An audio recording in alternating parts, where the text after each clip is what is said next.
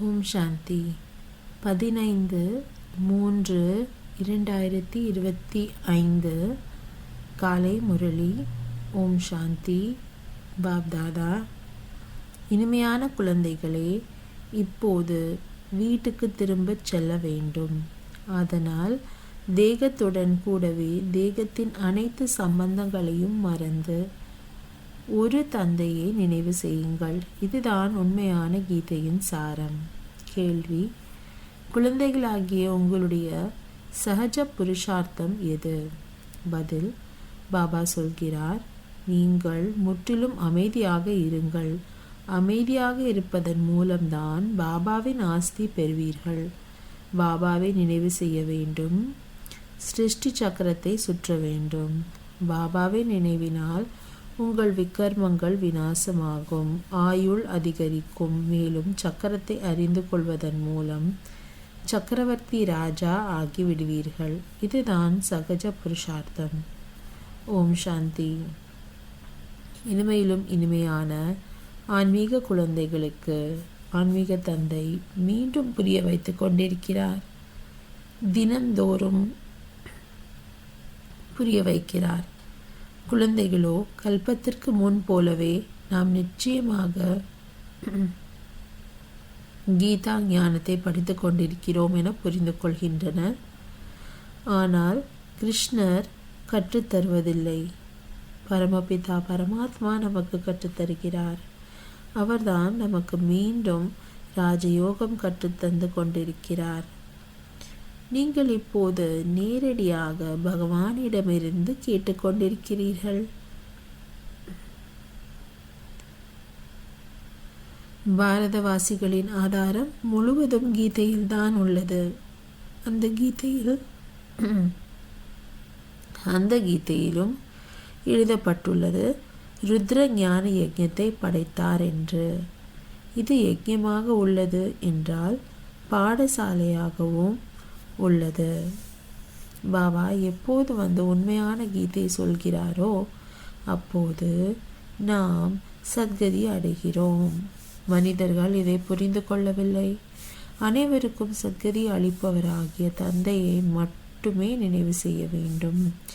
கீதையை படித்து வந்திருந்த போதிலும் படைப்பவர் மற்றும் படைப்பு பற்றி அறியாத காரணத்தினால்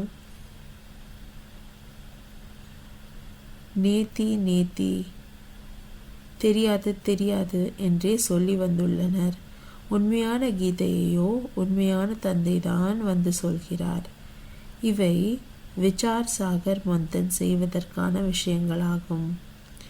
யார் சேவையில் உள்ளனரோ அவர்கள் மீது நல்லபடியாக கவனம் செல்லும். பாபா சொல்லியிருக்கிறார், ஒவ்வொரு சித்திரத்திலும் ஞான கடல் பதித்த பாவனர், கீதா ஞானம் தருபவர், பரமபிதா பரமாத்மா, பரம ஆசிரியர், பரம சத்குரு சிவ பகவான் வாக்கு என எழுதப்பட்டிருக்க வேண்டும். திரிமூர்த்தி சிவ பரமாத்மா தான் கீதையின் பகவான், ஸ்ரீ கிருஷ்ணர் அல்ல என்று. இந்த வார்த்தையை அவசியம் எழுதுங்கள். அதை பார்த்து மனிதர்கள் புரிந்து கொள்ள வேண்டும். அபிப்பிராயமும் இதை பற்றி எழுதச் செய்கிறோம். நமக்கு முக்கியமானது கீதை. பாபா நாளுக்கு நாள் புது புது பாயிண்ட்டுகளும் தந்து கொண்டே இருக்கிறார். முன்பே பாபா ஏன் சொல்லவில்லை என்று வரக்கூடாது. டிராமாவில் இல்லை. பாபாவின் முரளியிலிருந்து புது புது பாயிண்ட்டுகளை வெளிக்கொண்டு வர வேண்டும். உயர்வும் வீழ்ச்சியும் என எழுதவும் செய்கின்றனர். உயர்வு என்றால் தெய்வீக ராஜ்யத்தின் ஸ்தாபனை, 100% தூய்மை, அமைதி, செல்வ செழிப்பின் ஸ்தாபனை நடைபெறுகின்றது. பிறகு அரை கல்பத்திற்கு பின் வீழ்ச்சி ஏற்படுகின்றது, அசுர ராஜ்யத்தின் வீழ்ச்சி. தெய்வீக ராஜ்யத்தின் உயர்வும் நிர்மாணத்திலும் நடைபெறுகின்றது. வீழ்ச்சியுடன் கூடவே அழிவையும் எழுத வேண்டும். உங்களின் அனைத்து ஆதாரமும் கீதையில்தான் உள்ளது. பாபா தான் வந்து உண்மையான கீதை சொல்கிறார். பாபா தினந்தோறும் இதை பற்றித்தான் புரிய வைக்கிறார். குழந்தைகளோ ஆத்மாக்கள் தான். பாபா சொல்கிறார், இந்த தேகத்தின் முழு விஸ்தாரத்தையும் மறந்து தன்னை ஆத்மா என உணருங்கள். ஆத்மா சரீரத்திலிருந்து தனியாக சென்று விடுகிறது என்றால் அனைத்து சம்பந்தங்களும் மறந்து போகிறது. ஆக பாபாவும் சொல்கிறார், தேகத்தின் அனைத்து சம்பந்தங்களையும் விட்டுவிட்டு தன்னை ஆத்மா என உணர்ந்து தந்தையாகிய என்னை நினைவு செய்யுங்கள். இப்போது வீட்டுக்கு செல்ல வேண்டும் இல்லையா? அரை கல்பமாக திரும்பி செல்வதற்காகத்தான் இத்தனை பக்தி முதலியவற்றை செய்திருக்கிறார்கள். சத்யுகத்திலோ யாரும் திரும்பி செல்வதற்கான முயற்சி செய்வதில்லை. அங்கேயோ சுகத்தின் மேல் சுகம் பாடவும் செய்கின்றனர். துக்கத்தில் அனைவரும் நினைக்கின்றனர், சுகத்தில் யாருமே நினைப்பதில்லை. ஆனால் சுகம் எப்போது இருக்கும், துக்கம் எப்போது இருக்கும், இதை புரிந்து கொள்ளவில்லை. நம்முடைய விஷயங்கள் அனைத்தும் குப்தமானவை. நாமும் ஆன்மீக சேனை இல்லையா? சிவபாபாவின் சக்தி சேனை. இதன் அர்த்தத்தையும் யாரும் புரிந்து கொள்ள முடியாது. தேவிகள் முதலானவர்களுக்கு இவ்வளவு பூஜைகள் நடைபெறுகின்றன. ஆனால் யாருடைய வாழ்க்கை வரலாற்றையும் அறிந்திருக்கவில்லை. யாருக்கு பூஜை செய்கின்றனரோ அவர்களின் வாழ்க்கை வரலாற்றை அறிந்திருக்க வேண்டும் இல்லையா? உயர்ந்தவரிலும் உயர்ந்தவராகிய சிவனுக்கு மகிமை, பிறகு பிரம்மா, விஷ்ணு, சங்கருக்கு, பிறகு லக்ஷ்மி, நாராயணர், ராதை, கிருஷ்ணரின் கோவில்கள் உள்ளன. வேறு யாரும் கிடையாது. ஒரே ஒரு சிவபாபாவுக்கு எத்தனை விதமான பெயர்களை வைத்து கோவில்களை கட்டியுள்ளனர். இப்போது உங்கள் புத்தியில் முழு சக்கரமும் உள்ளது. டிராமாவில் முக்கிய நடிகர்களும் உள்ளனர் இல்லையா? இது எல்லைக்கு அப்பாற்பட்ட டிராமா. இது எல்லையற்ற டிராமா. இதில் முக்கியமானவர்கள் யார் என்பதை நீங்கள் அறிவீர்கள். மனிதர்களோ ராம்ஜி உலகம் உருவாகவே இல்லை என சொல்லிவிடுகின்றனர். இதை பற்றியும் ஒரு சாஸ்திரத்தை உருவாக்கி உள்ளனர். அர்த்தம் எதையும் புரிந்து கொள்ளவில்லை. பாபா குழந்தைகளாகிய உங்களுக்கு மிகவும் சகஜமான புருஷார்த்தம் கற்றுத்தந்துள்ளார். அனைத்தையும் விட சகஜமான புருஷார்த்தம், நீங்கள் முற்றிலும் அமைதியாக இருங்கள். அமைதியாக இருப்பதன் மூலம்தான் பாபாவின் ஆஸ்தியை பெறுவீர்கள். பாபாவை நினைவு செய்ய வேண்டும். சிருஷ்டி சக்கரத்தை நினைவு செய்ய வேண்டும். பாபாவின் நினைவினால் உங்களுடைய விக்கர்மங்கள் விநாசமாகும். நீங்கள் நோயற்றவர்களாக ஆகிவிடுவீர்கள். ஆயுள் பெரியதாகும். சக்கரத்தை அறிந்து கொள்வதன் மூலம் சக்கரவர்த்தி ராஜா ஆவீர்கள்.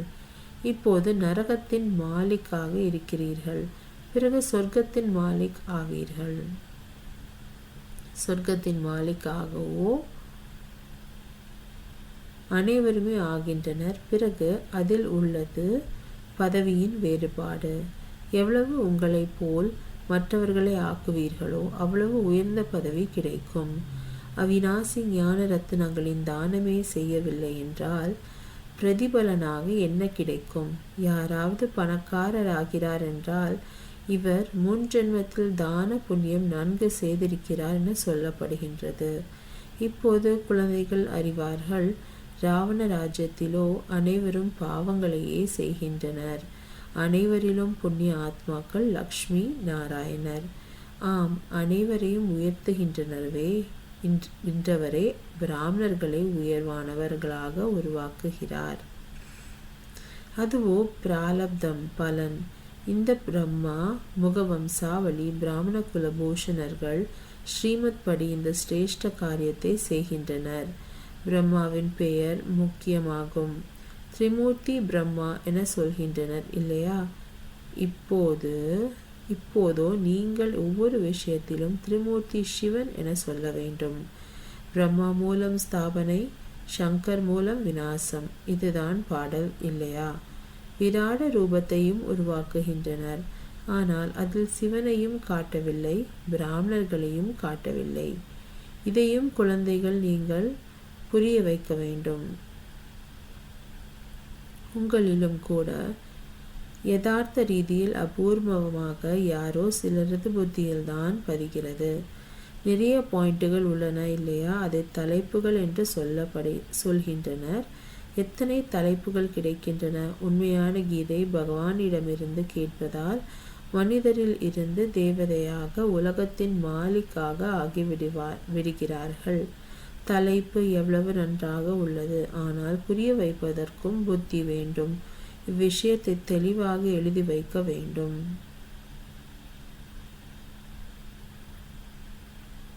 அதை பார்த்து மனிதர்கள் புரிந்து கொண்டு கேட்க வேண்டும். எவ்வளவு சுலபம்! ஒவ்வொரு ஞான பாயிண்ட்டும் லட்சம் கோடி ரூபாய் பெருமானதாகும். இதன் மூலம் நீங்கள் எதிலிருந்து எதுவாக ஆகிவிடுகிறீர்கள். உங்களுடைய ஒவ்வொரு அடியிலும் பதம் பல மடங்கு பலன் உள்ளது. அதனால் தேவதைகளுக்கும் கையில் பாதத்தில் பத்ம தாமரை மலரை காட்டுகின்றனர். பிரம்மா முகவம்சாவளி பிராமணர்களாகிய உங்களுடைய பெயரை மறைத்து விட்டுள்ளனர். அந்த பிராமணர்கள்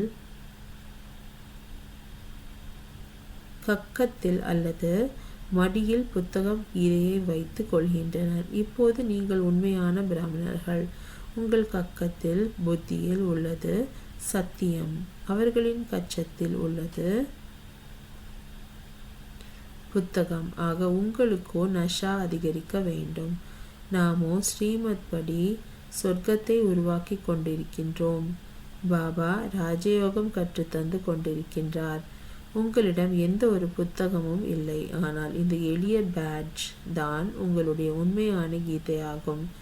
இதில் திரிமூர்த்தியின் சித்திரமும் உள்ளது. ஆக முழு கீதையும் இதில் வந்துவிடுகின்றது.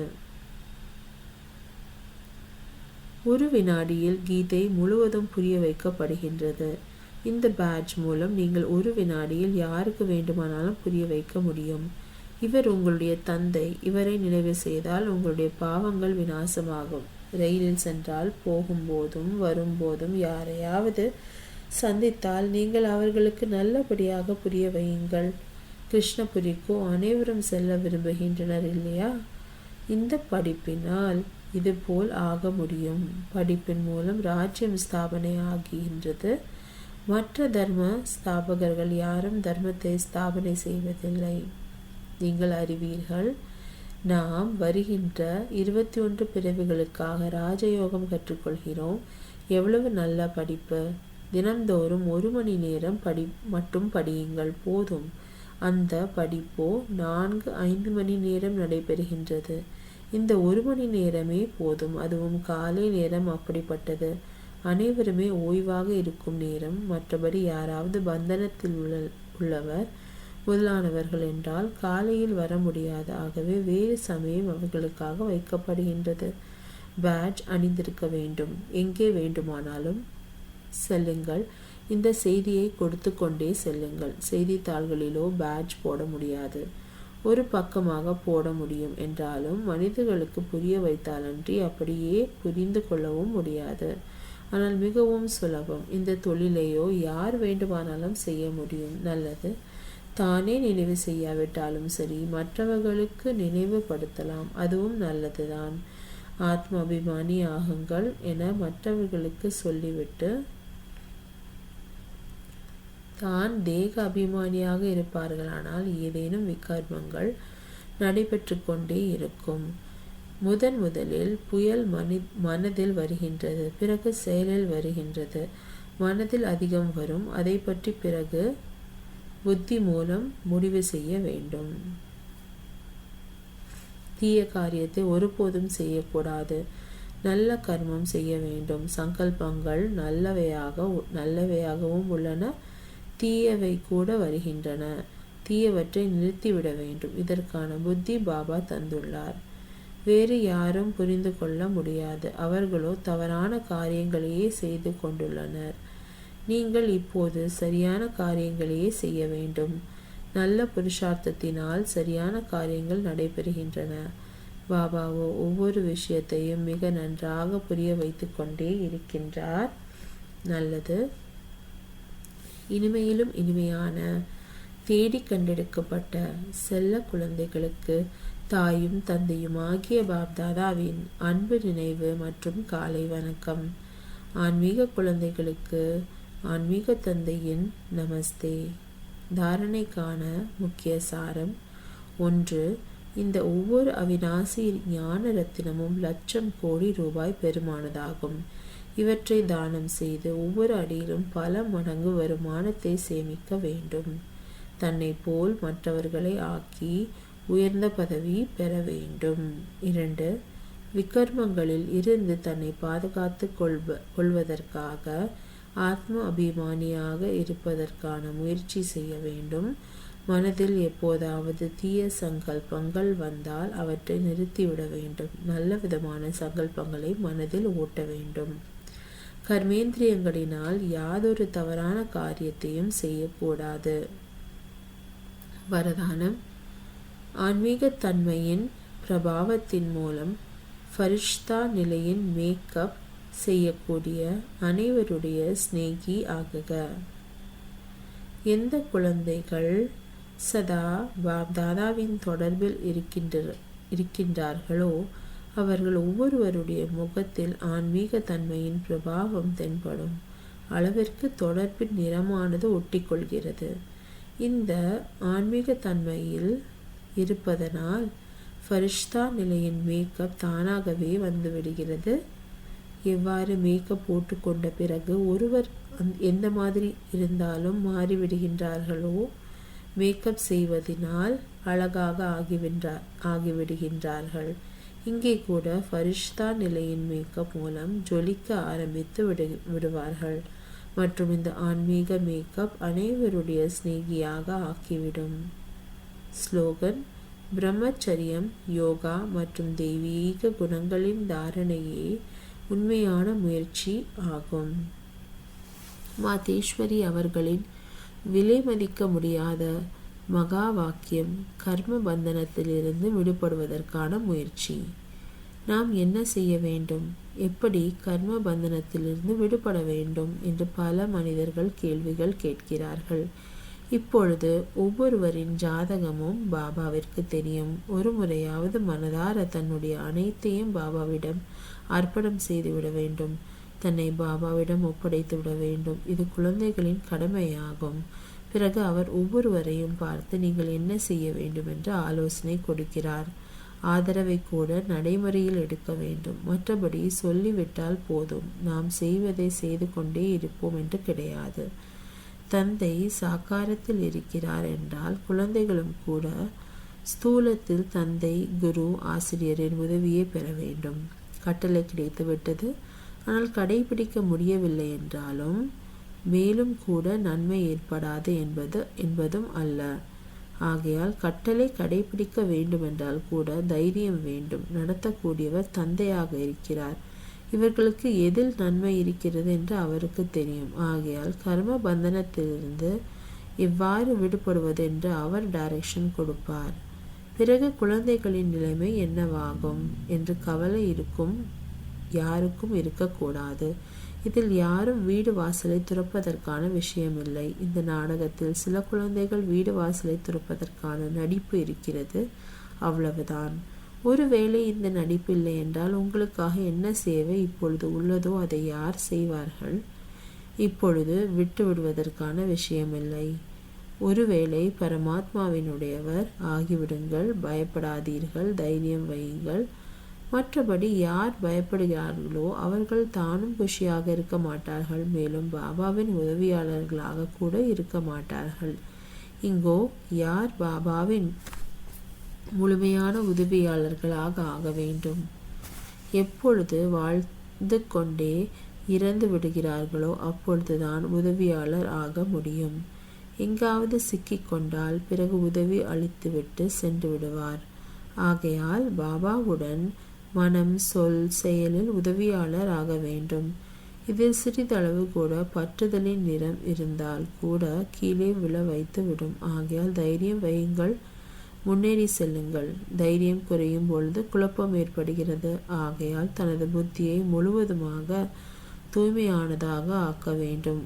விகாரத்தின் சிறிதளவு கூட அம்சம் இருக்கக்கூடாது. நாம் செல்லும் பாதை வெகு தொலைவில் இருக்கிறதா என்ன? சக்தியின் உதவியை பெற்றுவிட்டால் பயம் இருக்காது, களைப்பும் இருக்காது. நல்லது. அவ்வியக்த சமிக்ஞை. சத்தியம் மற்றும் பண்பு நிறைந்த கலாச்சாரத்தை தனதாக்குங்கள். தன்னுடைய சொல் மற்றும் சொரூபம் இரண்டும் இணைந்தே இருக்க வேண்டும். பேச்சு தெளிவாகவும் இருக்க வேண்டும், அதில் அன்பும் இருக்க வேண்டும், பணிவு, இனிமை மற்றும் உண்மையும் இருக்க வேண்டும். ஆனால் சுரூபத்திலும் பணிவிருக்க வேண்டும். இந்த ரூபத்தினால் தந்தையை பிரத்யட்சம் செய்ய முடியும். பயமற்று இருக்க வேண்டும். ஆனால் பேச்சு நியமத்திற்கு உட்பட்டதாக இருக்க வேண்டும். பிறகு உங்களுடைய சொல் கடுமையானதாக அல்லாமல் இனிமையானதாக ஆகிவிடும். ஓம் சாந்தி.